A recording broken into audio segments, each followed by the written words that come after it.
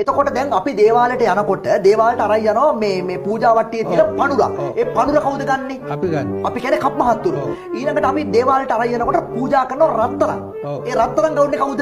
ඒ කියන්නේ පූජාවට දුන්නේ අපි ගන්නවා. කප් මහත්තුරු ගන්නවා. එතකොට කොහෙද සඳහනක් තියෙන්නේ පූජා වට්ටියේ?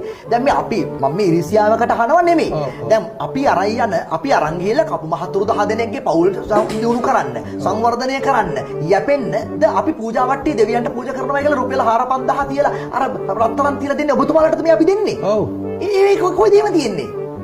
ඒ කියන්නේ ඔබතුමාලට පාවිච්චි කරන්න අයිතිය ඔබතුමාලට නෙමෙයිනේ. එහෙනම් කාටද අයිති කියලා කියන්න බලන්න. ඒව අරන් ගෙදර අරන් යනවා. අරන් ගිහිල්ලා විකුණනවා. ඒක විකුණනවා තමයි බඩු හදා ගන්නවා කරනවා. ඔබතුමාලා පෞද්ගලික ඒවා. නෝන්ලගේ දරුවන්ගේ රත්තරන් බඩු හදා ගන්නවා. ඒ කියන්නේ මේ අපි පූජා කරන ඒවා.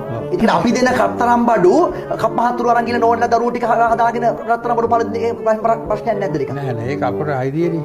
අයිතිය